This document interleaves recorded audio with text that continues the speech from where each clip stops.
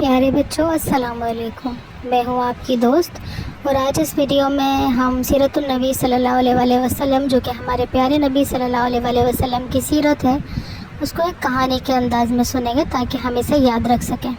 سب سے پہلے ہم جانیں گے پیارے نبی صلی اللہ علیہ وسلم کہاں پیدا ہوئے اور کس خاندان سے تھے۔ ہمارے پیارے رسول صلی اللہ علیہ وسلم کا نام حضرت محمد مصطفیٰ صلی اللہ علیہ وسلم ہے۔ ان کی پیدائش مکہ مکرمہ میں ہوئی۔ آپ صلی اللہ علیہ وسلم کے والد کا نام عبداللہ اور والدہ کا نام آمنہ تھا۔ آپ صلی اللہ علیہ وسلم کے والد ان کی پیدائش سے پہلے ہی اس دنیا سے وفات پا گئے تھے۔ جب آپ صلی اللہ علیہ وسلم 6 سال کے ہوئے تو آپ کی والدہ بھی اس دنیا سے رخصت ہو گئیں۔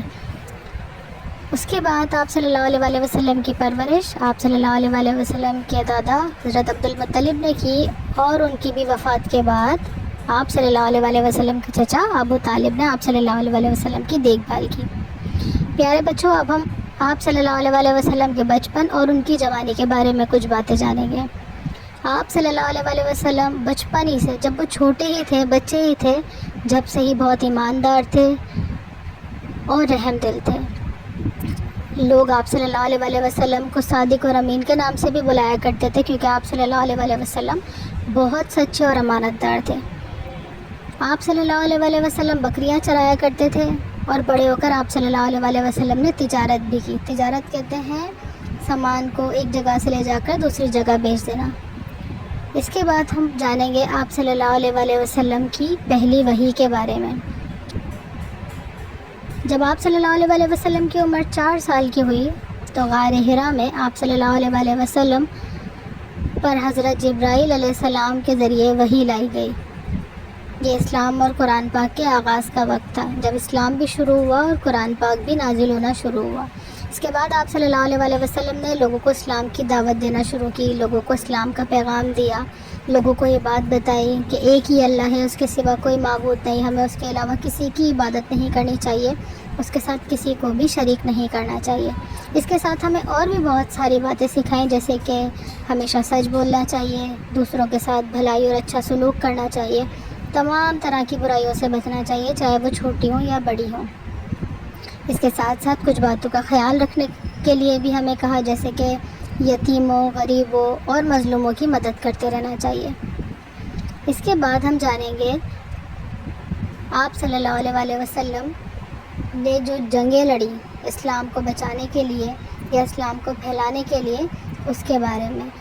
ویسے تو بہت سی جنگیں ہوئیں، لیکن اب ان میں سے کچھ کے بارے میں یہاں ذکر کریں گے، جن میں شامل ہے غزوہ بدر، غزوہ احد، غزوہ خندق۔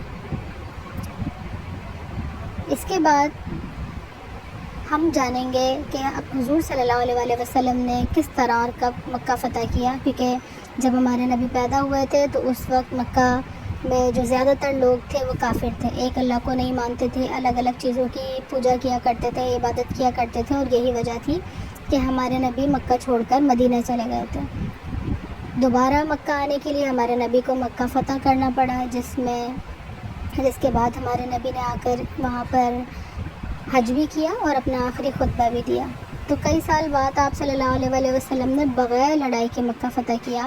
آپ صلی اللہ علیہ وسلم نے مکہ فتح کرنے کے بعد اپنے سارے دشمنوں کو معاف کر دیا، ہمیں یہ پیغام بھی دیا کہ کوئی اگر ہمارے ساتھ کچھ برا کرے تو ہمیں اسے معاف کر دینا چاہیے۔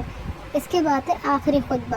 آخری خطبہ کیا ہے؟ جب ہمارے نبی نے لوگوں کو دین اسلام کی دعوت دی اور انہیں حق کی باتیں بتائیں۔ اس کے بعد ہم جانیں گے ہمارے نبی اس دنیا سے کب رخصت ہوئے۔ ہمارے نبی 63 ایئرس کی عمر میں، یعنی کہ 63 سال کی عمر میں مدینہ میں وفات پا گئے۔ ہمارے نبی صلی اللہ علیہ وسلم کو مسجد نبوی میں دفن کیا گیا، اور یہ ہمارے نبی کے بارے میں، ان کی زندگی کے بارے میں کچھ چیزیں تھیں۔ پیارے بچوں، اب اگلی ویڈیوز میں ہم ان سے ریلیٹڈ سوال جواب بھی کریں گے، اور مجھے یقین ہے کہ پیارے بچے اس ویڈیو کو دیکھیں گے اور اس کے سوالات کے جوابات کمنٹس باکس میں دیں گے، تاکہ وہ زیادہ سے زیادہ اس معلومات کو یاد رکھ سکیں۔ ویڈیو کو دیکھنے کا شکریہ۔ امید ہے ایسی بہت ساری اور بھی اچھی ویڈیوز ہم بناتے رہیں گے، اسلام کے بارے میں، ہمارے نبی کی سیرت کے بارے میں سیکھتے رہیں گے۔